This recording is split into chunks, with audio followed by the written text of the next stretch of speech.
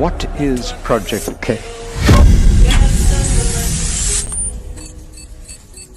കൽക്കി 2898 AD എന്ന് പറയുന്ന സിനിമ കാണാനായിട്ട് പോകുന്നതിന് മുമ്പ് ഈ വീഡിയോ ഒന്ന് നിങ്ങൾ സേവ് ചെയ്ത് വെച്ചേക്കുക. ഒന്നും കൂടി ഇന്നെടുത്ത് കണ്ടു നോക്കിയിട്ട് മാത്രം സിനിമ കാണാനായിട്ട് പോകൂ എന്നുള്ളൊരു കാര്യം ഞാൻ പറയാണ്. ഇത് എൻ്റെ വീഡിയോ ആയതുകൊണ്ട് പറയല്ല, പക്ഷെ പല ആൾക്കാർക്കും എന്താണ് ഈ കൽക്കി 2898 AD എന്നുള്ളതിനെ കുറിച്ച് പോലും ഐഡിയ ഇല്ല എന്നുള്ളത് ഒരു വലിയൊരു സത്യം തന്നെയാണ്. എന്താണ് കൽക്കി എന്ന് പറയുന്ന ഒരു വേർഡ് എന്ന് മനസ്സിലാക്കിയാൽ തന്നെ ഈ സിനിമ കാണുന്ന സമയത്ത് നിങ്ങൾക്ക് ഉണ്ടാകാൻ പോകുന്ന ഒരു ഹാപ്പിനെസ് എന്ന് പറയുന്നത് വേറെ മാതിരിയായിരിക്കും. അത് ഞാൻ നിങ്ങൾക്ക് തരുന്ന ഗ്യാരണ്ടിയാണ്. വീഡിയോ മൊത്തമായിട്ട് കാണാനായിട്ട് ശ്രമിക്കുക. നമ്മളിന്ന് ഡീകോഡ് ചെയ്യാനായിട്ട് പോകുന്നത് കൽക്കിയുടെ ലേറ്റസ്റ്റ് ആയിട്ട് വന്നേക്കുന്ന പുതിയ ട്രെയിലറാണ്. ഫസ്റ്റ് ട്രെയിലറാണിത്. രണ്ടാമത്തെ ട്രെയിലർ വരാണ്ട് പോകുന്നുണ്ട്. പക്ഷേ ഇതിനകത്ത് നമ്മൾ എക്സ്പ്ലെയിൻ ചെയ്യുന്ന ഒരുപാട് കാര്യങ്ങൾ ഈ സിനിമയ്ക്കകത്ത് സംഭവിക്കാനായിട്ട് പോകുന്ന കാര്യങ്ങളെ കുറിച്ചുള്ള ഒരു ഐഡിയ തന്നെയായിരിക്കും. സോ വീഡിയോ മൊത്തം കാണാനായിട്ട് ശ്രമിക്കുക. എല്ലാ പ്രേക്ഷകർക്കും പുതിയ വീഡിയോയിലേക്ക് സ്വാഗതം. എൻ്റെ പേര് ഡൊണാൾഡ് എന്നാണ്. So welcome back to today's video. കൽക്കി 2898 AD എന്ന് പറയുന്ന സിനിമ ഒരു പ്രഭാസ് പടം എന്നൊക്കെ പറയുന്നതിനേക്കാൾ നല്ലത് എനിക്ക് തോന്നുന്നു. ഈ സിനിമയിൽ വന്നേക്കുന്ന എല്ലാവരും സ്റ്റാർസ് ആയതുകൊണ്ട്, സൂപ്പർ സ്റ്റാർസ് ഒക്കെ ആയതുകൊണ്ട് തന്നെ ഈ സിനിമ എന്ന് പറയുന്നത് ഇന്ത്യൻ സിനിമയുടെ പുതിയൊരു സ്റ്റാൻഡേർഡ് എന്ന് പറയുന്നതായിരിക്കും കുറച്ചുകൂടി നല്ലതെന്ന് എനിക്ക് തോന്നുന്നു. കാരണം ഇതിനകത്ത് വന്നേക്കുന്ന ഹീറോ എന്ന് പറയപ്പെടുന്ന പ്രഭാസ് ആക്ച്വലി ഹീറോ ആണോ എന്ന് ചോദിക്കുകയാണെന്നുണ്ടെങ്കിൽ നമ്മൾ പ്രതീക്ഷിക്കാത്ത ഒരുപാട് ട്വിസ്റ്റ് ആൻഡ് ടേണുകളാണ് ഈ സിനിമയിൽ സംഭവിക്കുന്നത് എന്നുള്ളൊരു കാര്യം നമുക്ക് ഈ ഒരു വീഡിയോ കണ്ടു കഴിഞ്ഞപ്പോഴേക്കും നിങ്ങൾക്ക് മനസ്സിലാവും.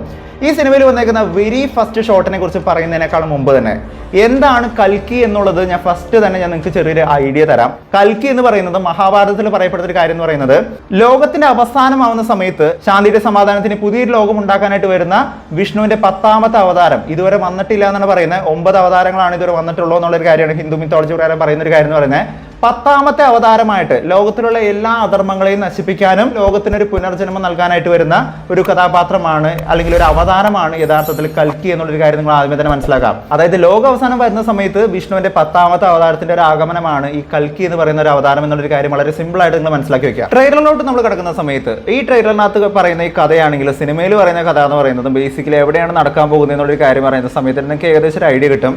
ശരിക്കും കഥ സംഭവിക്കാനായിട്ട് പോകുന്നത് നമ്മുടെ കാശിയിലാണ്. ഇത് നമ്മളൊക്കെ കാണുന്ന കാശി എന്ന് പറയുന്ന സ്ഥലത്താണ് ഈ കഥ നടക്കാനായിട്ട് പോകുന്നത് എന്നുള്ളൊരു കാര്യം ഞാൻ എന്തുകൊണ്ടാണ് പറഞ്ഞത് നിങ്ങൾ ചിന്തിക്കും. വളരെ സിമ്പിൾ ആയിട്ട് എൻ്റെ ഉത്തരം ഞാൻ പറഞ്ഞുതരാം. ഈ ട്രെയിലറിന്റെ വെരി ഫസ്റ്റ് ഷോട്ട് നമ്മൾ നോക്കുകയാണെന്നുണ്ടെങ്കിൽ നമുക്ക് കാണാനായിട്ട് വരുന്നത് ഒരുപാട് സാധനങ്ങൾ ഇങ്ങനെ മണ്ണിൽ അടിഞ്ഞെടുക്കുന്ന ഒരു അവസ്ഥയിലാണ് നമുക്ക് കാണാൻ പറ്റുന്നത്. അതായത് തകർന്നടിഞ്ഞെടുക്കുന്ന ഒരു ലോകത്തിന്റെ അവസ്ഥയാണ് നമുക്കിവിടെ കാണാൻ പറ്റുന്ന ഒരു കാര്യം എന്ന് പറയുന്നത്. ഞാൻ നേരത്തെ പറഞ്ഞേക്കുന്ന ഒരു കാര്യം വെച്ച് നിങ്ങൾ കണക്ട് ചെയ്യുകയാണെന്നുണ്ടെങ്കിൽ കൽക്കിയുടെ അവതാരം വരുന്ന ഒരു സമയം എപ്പോഴാണെന്ന് നോക്കുകയാണെന്നുണ്ടെങ്കിൽ ലോകം അവസാനിക്കുന്ന സമയത്താണ്. അത് വെച്ച് കണക്ട് ചെയ്യുകയാണെന്നുണ്ടെങ്കിൽ ലോകം അവസാനിക്കാനായിട്ട് നിൽക്കുന്ന സമയത്തുള്ള ഷോട്ടാണ് നമുക്കിവിടെ കാണാനായിട്ട് വരുന്നത്. ഓൾമോസ്റ്റ് എല്ലാ സാധനങ്ങളും നശിച്ച് കഴിഞ്ഞിരിക്കുന്നു. ആ ധർമ്മങ്ങൾ ഒരുപാട് ഇവിടെ നടന്നു കഴിഞ്ഞിരിക്കുന്നു. ഇവിടെ പല സാധനങ്ങളും മണ്ണിലിങ്ങനെ വീണ് കിടക്കുന്നത് നശിച്ച് കിടക്കുന്നതായിട്ട് നമുക്ക് കാണാനായിട്ട് സാധിക്കുന്നുണ്ട്. ഇത്രയും വളരെ സിമ്പിളാണ്.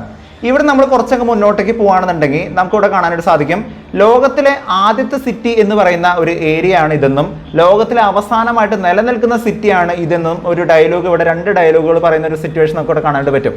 ശരിക്കും ഇത് ഏതാണ് ഈ സിറ്റി എന്നുള്ളൊരു കാര്യം നമ്മൾ ചോദിക്കുകയാണെന്നുണ്ടെങ്കിൽ കാശി എന്ന് പറയുന്ന ഒരു സിറ്റിയാണ്. കാശി എന്ന് പറയുന്ന സിറ്റി മാത്രമാണ് ഇത്രയും വലിയ ലോകത്തിന്റെ അവസാനം സംഭവിച്ചിരിക്കുന്ന സമയത്ത് എല്ലാം നശിച്ചു പോയതിനു ശേഷം ഈ സിനിമയിൽ പറയുന്ന കാര്യം എന്ന് പറയുന്നത് കാശി മാത്രമായിരിക്കും നിലനിൽക്കുന്ന ഏക സ്ഥലം എന്നുള്ളൊരു കാര്യമാണ് പറയപ്പെടുന്ന ഒരു കാര്യം എന്ന് പറയുന്നത്.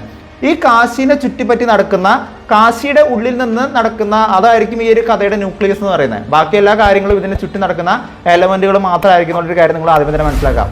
ഇവിടെ നമുക്ക് പ്രധാനമായിട്ടും നിങ്ങൾ മനസ്സിലാക്കിയിരിക്കേണ്ട ആദ്യത്തെ കഥാപാത്രം എന്ന് പറയുന്നത് അശ്വത്ഥമ എന്ന് പറയുന്ന ഒരു ക്യാരക്ടറാണ്.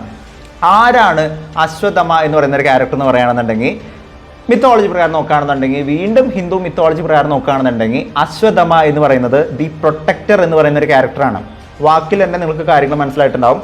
സംരക്ഷിക്കുന്നവൻ എന്ന് പറയുന്ന ഒരു അർത്ഥം വരുന്ന ഒരു വാക്കാണ്, അല്ലെങ്കിൽ അങ്ങനെ ഒരു അവതാരമാണ്, അല്ലെങ്കിൽ സംരക്ഷണം കൊടുക്കേണ്ട ഉത്തരവാദിത്തമുള്ള ഒരാളാണ് അശ്വത്ഥമ എന്നുള്ളൊരു കാര്യം നിങ്ങൾ മനസ്സിലാക്കുന്ന സമയത്ത് തന്നെ ആർക്കാണ് ഈ പ്രൊട്ടക്ഷൻ കൊടുക്കേണ്ടത് എന്നുള്ളൊരു കാര്യം ചോദിക്കുകയാണെന്നുണ്ടെങ്കിൽ ലോകത്തിന്റെ അവസാനം സംഭവിക്കുന്ന സമയത്ത് ഞാൻ നേരത്തെ പറഞ്ഞേക്കുന്ന കൽക്കിയുടെ അവതാരത്തിനെ കുറിച്ച് ഞാൻ വീണ്ടും പറയാണ്.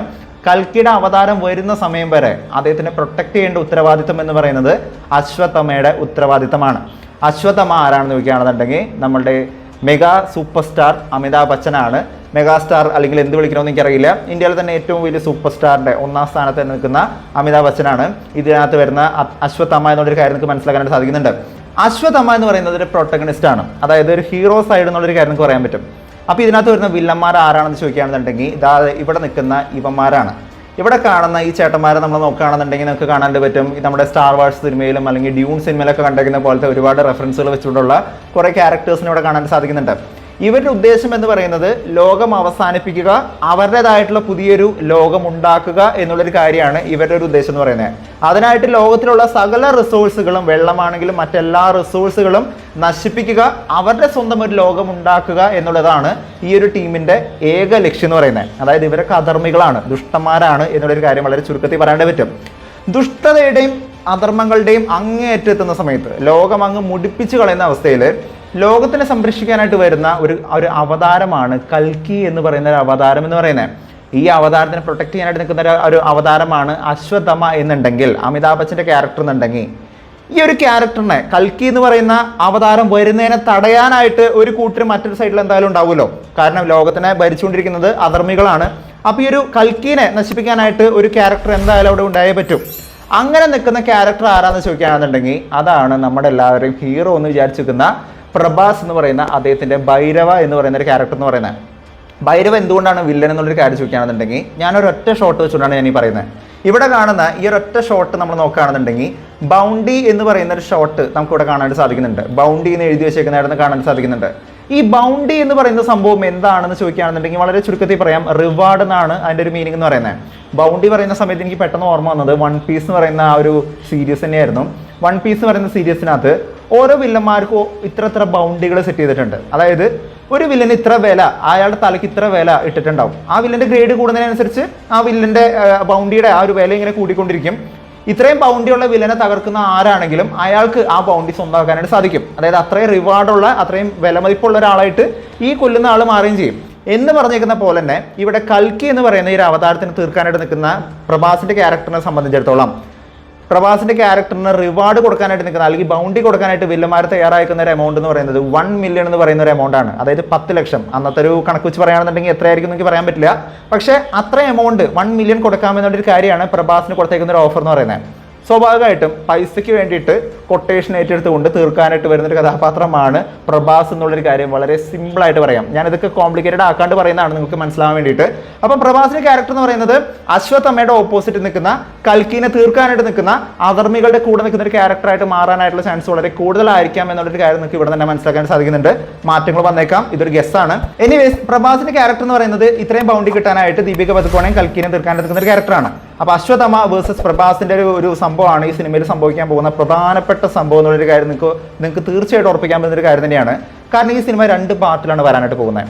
ഒന്നാം പാർട്ടിൽ സംഭവിക്കാൻ പോകുന്നത് കൽക്കിയുടെ അവതാരം വരുന്നു, അതിൻ്റെ ഇടയിൽ നടക്കുന്ന ആ ലോകത്തുള്ള ആ ഒരു വേൾഡ് ബിൽഡിംഗ് ആണെന്നുണ്ടെങ്കിൽ ആ ലോകത്ത് എന്തൊക്കെ സംഭവിക്കുന്നു, ആ ലോകത്ത് ആ കാലഘട്ടത്തിൽ 2898 AD എന്ന് പറയുന്ന ഫ്യൂച്ചറിസ്റ്റിക് ആയിട്ടുള്ള കാലഘട്ടത്തിൽ അന്നത്തെ ടെക്നോളജി ഉപയോഗിച്ചുകൊണ്ട് എങ്ങനെയാണ് വില്ലന്മാരെ ലോകത്തിന് നശിപ്പിക്കുന്നത് എന്നൊക്കെ പറയുന്ന സമയത്ത് അശ്വത്ഥമ്മ എന്ന് പറയുന്ന 6000 വർഷമായിട്ട് പ്രൊട്ടക്ഷൻ എന്ന് പറയുന്ന, സംരക്ഷണം എന്ന് പറയുന്ന ഉത്തരവാദിത്തം ഏറ്റെടുത്തേക്കുന്ന ഈ ഒരു കഥാപാത്രം മറ്റൊരു സൈഡിൽ നിന്നുകൊണ്ട് കൽക്കി എന്ന് പറയുന്ന ആ ഒരു അവതാരത്തിനെ സംരക്ഷിക്കാനായിട്ട് നിൽക്കുന്ന അശ്വത്ഥമ്മ എന്ന് പറയുന്ന ഒരു ക്യാരക്ടറിനെ മറ്റൊരു സൈഡിൽ കാണാൻ സാധിക്കുന്നുണ്ട്. പക്ഷേ സിനിമയുടെ അവസാനത്തിലോട്ട് എത്തുന്ന സമയത്ത് എൻ്റെ ഒരു ഗസ്റ്റ് പ്രകാരം ഞാൻ പറയുന്ന ഒരു കാര്യം എന്ന് പറയുന്നത്, എല്ലാ സിനിമകളും കാണുന്ന പോലത്തെ ഒരു ടെംപ്ലേറ്റ് ആയിരിക്കും ഇതിനകത്ത് സംഭവിക്കാനായിട്ട് പോകുന്നത്. അതായത് അതുവരെ വില്ലനായിട്ട് നിൽക്കുന്ന പ്രഭാസിന്റെ കഥാപാത്രവും അശ്വത്ഥമ്മ എന്ന് പറയുന്ന ക്യാരക്ടർ തമ്മിൽ ഫൈറ്റ് ചെയ്യുന്ന സമയത്ത്, പ്രഭാസ് അദ്ദേഹത്തിന്റെ ടെക്നോളജി ഉപയോഗിച്ചുകൊണ്ട് ഫൈറ്റ് ചെയ്യുന്ന സമയത്ത് അശ്വത്ഥമ്മ അദ്ദേഹത്തിന്റെ സ്പിരിറ്റ് അല്ലെങ്കിൽ അദ്ദേഹത്തിന്റെ ആ ഒരു ശക്തി ഉപയോഗിച്ചുകൊണ്ട്, സൂപ്പർ ശക്തികൾ ഉപയോഗിച്ചുകൊണ്ട് പരസ്പരം അങ്ങോട്ടും ഇങ്ങോട്ടും ഫൈറ്റ് ചെയ്യുന്നു.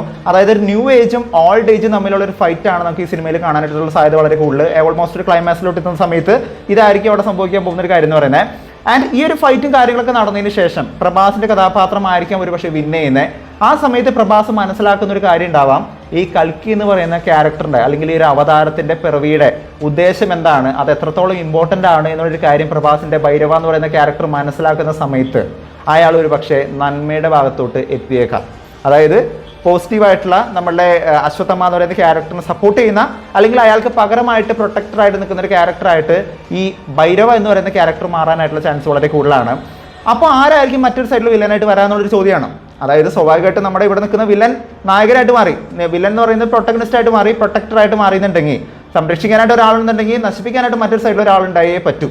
അതിനായിട്ടാണ് ഒരു വലിയ സൂപ്പർ സ്റ്റാർ തന്നെ, സൂപ്പർ സ്റ്റാർ കമൽ ഹാസനാണ് വില്ലനായിട്ട് വരാൻ പോകുന്നത് എന്നുള്ളൊരു കാര്യം തന്നെയാണ് ഇതുവരെ നമുക്ക് കിട്ടിയേക്കുന്ന ഒരു സോഴ്സ് പ്രകാരം നമുക്ക് മനസ്സിലാക്കാൻ പറ്റുന്ന ഒരു കാര്യം എന്ന് പറയുന്നത്. അതായത് ഈ സിനിമയുടെ 1ാം ഭാഗത്തിന്റെ അവസാന ഭാഗത്തോട്ട് എത്തുന്ന സമയത്ത് ഓൾമോസ്റ്റ് ഒരു 14 മുതൽ 20 മിനിറ്റ് വരെയുള്ള ഒരു റോൾ എന്ന് പറയുന്നത് കമൽഹാസന്റെ ഒരു റോളാണ്. അത് ക്ലൈമാക്സ് അല്ലെങ്കിൽ എൻ ക്രെഡിറ്റിനകത്ത് വരാൻ പോകുന്ന സീനകത്ത് വരാൻ പോകുന്ന ഒരു സംഭവമാണ്. കാരണം ഇവിടെ കമൽഹാസൻ പറയുന്നൊരു കാര്യമുണ്ട്, അദ്ദേഹം ഇനി പുതിയൊരു ലോകം ഉണ്ടാക്കാനായിട്ട് പോകുന്നു, പുതിയൊരു ലോകം വരാനായിട്ട് പോകുന്നു എന്നുള്ളൊരു ഇൻഡിക്കേഷൻ ഈ ട്രെയിലറിന്റെ അവസാന ഭാഗത്ത് പറയുന്നുണ്ട്. ഇത് ഈ സിനിമയുടെ അവസാന ഭാഗത്ത് വെച്ച് എൻഡ് ചെയ്തുകൊണ്ട് രണ്ടാം ഭാഗത്തിൽ സംഭവിക്കാനായിട്ട് പോകുന്നത് പ്രഭാസ് ഒരു സൈഡിൽ നിൽക്കുന്ന സമയത്ത് മറ്റൊരു സൈഡിൽ വില്ലനായിട്ട് വരാൻ പോകുന്നത് കമലഹാസൻ തന്നെയായിരിക്കും എന്നുള്ളൊരു കാര്യം ഇവിടെ മനസ്സിലാക്കാൻ വരുന്നത്. ഇവരുടെ എല്ലാവരും ഉദ്ദേശം എന്ന് പറയുന്നത് ലോക അവസാനം എന്ന് പറയുന്ന ലോകത്തിന്റെ നാശത്തിനെ തടയുക എന്നുള്ളൊരു കാര്യമാണ് കൽക്കി എന്ന് പറയുന്ന അവതാരത്തിന്റെ പിറവിയിലൂടെ ഈ ഒരു സിനിമ ഉദ്ദേശമാക്കുന്ന ഒരു കാര്യം എന്ന് പറയുന്നത്. അതിനെ സപ്പോർട്ട് ചെയ്യാൻ നിൽക്കുന്ന ബാക്കി ക്യാരക്ടേഴ്സിനെയാണ് നമുക്ക് ഇവിടെ കാണാൻ വരുന്ന അശ്വത്ഥമ്മ എന്ന് പറയുന്ന അമിതാഭ് ബച്ചന്റെ ക്യാരക്ടർ ആണെങ്കിലും പ്രഭാസിന്റെ ക്യാരക്ടർ ആണെങ്കിലും അതുപോലെ തന്നെ വില്ലനായിട്ട് വരുന്ന നമ്മളുടെ കമലഹാസൻ സാറിന്റെ അദ്ദേഹത്തിന്റെ ക്യാരക്ടർ ആണെങ്കിലും. സോ ഇതാണ് ഈ ഒരു സിനിമയുടെ ഒരു ടോട്ടൽ സംഭവം എന്ന് പറയുന്നത്. അതായത് ഇവിടെ കാണിക്കുന്ന മൾട്ടിവേഴ്സ് കോൺസെപ്റ്റ് എന്ന് പറയുന്നത് പുതിയ ലോകം എന്നാണ് അവർ ഉദ്ദേശിക്കുന്നത്. അതല്ലാതെ നമ്മൾ അവെഞ്ചേഴ്സിൽ കണ്ടേക്കുന്ന പോലെ ഒരു സൈഡിലൊരു ലോകം നിൽക്കുന്ന സമയത്ത് വേറൊരു സൈഡിലൊരു ലോകം ഉണ്ടാക്കുന്നു, അല്ലെങ്കിൽ മൾട്ടിവേഴ്സ് എന്ന് പറയുന്ന ഒരു കോൺസെപ്റ്റ് അല്ല, നേരെ മറിച്ച് ഉള്ള ലോകത്തിനെ തന്നെ അവർ വീണ്ടും റീക്രിയേറ്റ് ചെയ്യാനായിട്ട് ശ്രമിക്കുന്നു എന്നുള്ളൊരു കാര്യമാണ് കൽക്കി എന്ന് പറയുന്ന സിനിമയിലൂടെ നമുക്ക് മനസ്സിലാക്കാൻ പറ്റുന്ന ഒരു കാര്യം എന്ന് പറയുന്നത്. കൽക്കി എന്ന് പറയുന്ന സിനിമയുടെ ട്രെയിലറിനെ കുറിച്ച് പറയുകയാണെന്നുണ്ടെങ്കിൽ it was an awesome trailer, പറയാതെ പറ്റില്ല. ക്വാളിറ്റി എന്ന് പറയുന്ന സമയത്ത് ഇതാണ് ക്വാളിറ്റി, ഇതാണ്ട സിനിമ എന്ന് പറയുന്ന തരത്തിലുള്ള ഒരു സാധനമാണ് എടുത്തു വെച്ചേക്കുന്നത്. 600 കോടി രൂപയുടെ സാധനമാണെന്ന് പറയുന്ന സമയത്തും 630 കോടി രൂപ എന്നുള്ളൊരു കാര്യമാണ് ലേറ്റസ്റ്റ് ആയിട്ട് വന്നിരിക്കുന്ന ന്യൂസ് അനുസരിച്ച് നിങ്ങൾക്ക് മനസ്സിലാക്കാൻ പറ്റുന്ന ഒരു കാര്യം എന്ന് പറയുന്നത്. അതായത് ഇന്ത്യയിലെ തന്നെ ഏറ്റവും കൂടുതൽ വിലപിടിപ്പുള്ള ഒരു സിനിമയായിട്ട് മാറിയേക്കാണ് എന്നുള്ളൊരു കാര്യമാണ് ഈ സിനിമയുടെ ഏറ്റവും വലിയൊരു ഇമ്പോർട്ടൻ്റ് ആയിട്ടുള്ള സംഭവം എന്ന് പറയുന്നത്. 150 കോടി രൂപ കമലഹാസൻ സാറും 150 കോടി രൂപ നമ്മളുടെ പ്രഭാസും വാങ്ങിയിട്ടുണ്ടായിരുന്നു എന്നുള്ള കാര്യങ്ങളൊക്കെ ഈ സിനിമയെ കുറിച്ച് പറയപ്പെടുന്നുണ്ടായിരുന്നു. അപ്പോൾ ബാക്കി മുഴുവൻ പൈസ, ബാക്കി ഒരു 300 കോടി അല്ലെങ്കിൽ ഒരു 200 കോടിയെങ്കിലും ഈ സിനിമയ്ക്ക് വേണ്ടിയിട്ട് കംപ്ലീറ്റ് ആയിട്ട് മാറ്റി വെച്ചിട്ടുണ്ടാവണം. കാരണം ആ ഒരു ക്വാളിറ്റി കാണുന്ന സമയത്ത് വളരെ റിയലിസ്റ്റിക് ആയിട്ടാണ് സിനിമ സെറ്റ് ഇട്ടിട്ടാണ് ഈ സിനിമ ചെയ്തേക്കുന്നത് എന്നുള്ളൊരു കാര്യം നമുക്ക് അറിയാവുന്ന ഒരു കാര്യം തന്നെയാണ്. അറിയാത്തവർക്ക് ഞാൻ പറയാണ്, ഇത് വെറും VFX അല്ല, അല്ലെങ്കിൽ ആദ്യം കൃഷി ചെയ്ത് വെച്ചേക്കുന്ന പോലത്തെ ഗ്രീൻ സ്ക്രീൻ പരിപാടിയല്ല, വളരെ റിയലിസ്റ്റിക് ആയിട്ടുള്ള രീതിക്കാണ് ഈ സിനിമ സെറ്റ് ചെയ്ത് വെച്ചേക്കുന്നത്. അതുകൊണ്ട് തന്നെ നല്ല ക്വാളിറ്റിയുടെ സാധനമായിരിക്കും എന്നുള്ളൊരു കാര്യം ഞാൻ പ്രതീക്ഷിക്കുകയാണ്. ഈ മാസം 27-ാം തീയതിയാണ് സിനിമ ഇറങ്ങാനായിട്ട് പോകുന്നത്.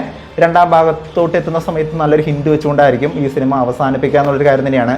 ഫസ്റ്റ് ട്രെയിലർ കാണുന്ന സമയത്ത് ഞാൻ ഓരോ സീൻ ബൈ സീനായിട്ട് ഞാൻ പറയുന്നില്ലെങ്കിലും നിങ്ങൾക്ക് ഇതിൻ്റെ ഒരു ഉള്ളടക്കം കിട്ടിയെന്ന് എനിക്ക് തോന്നുന്നു. എന്താണെങ്കിലും എന്താണ് നിങ്ങളുടെ അഭിപ്രായം? ട്രെയിലർ കണ്ടിട്ട് നിങ്ങൾക്ക് ഇഷ്ടപ്പെട്ടോ? സിനിമ കാണാനായിട്ട് നിങ്ങൾക്ക് ഇൻട്രസ്റ്റിംഗ് ആവുന്നുണ്ടോ? എന്താണ് നിങ്ങളുടെ അഭിപ്രായം എന്നുള്ളൊരു കാര്യം നിങ്ങൾ താഴെ നിന്ന് കമന്റ് ചെയ്യുക. വീഡിയോ ഇഷ്ടപ്പെടുമെങ്കിൽ വീഡിയോയിലേക്ക് ചെയ്യുക, വീഡിയോ മാക്സിമം പേരിലോട്ട് ഷെയർ ചെയ്യുക, ചാനൽ ഇഷ്ടപ്പെടുന്നെങ്കിൽ സബ്സ്ക്രൈബ് ചെയ്യുന്ന കാര്യം പരിഗണിച്ചേക്കുക. തൊട്ടടുത്തുള്ള ബെല്ലൈക്കൺ കൂടി പ്രവർത്തിക്കുകയാണെന്നുണ്ടെങ്കിൽ ലേറ്റസ്റ്റ് ആയിട്ട് വരുന്ന വീഡിയോയുടെ അപ്ഡേറ്റുകൾ എല്ലാം കൊണ്ട് ലഭിക്കുന്നതായിരിക്കും. മറ്റൊരു വീഡിയോയുമായിട്ട് വീണ്ടും വരുന്നവരെ it's between all signing out. By.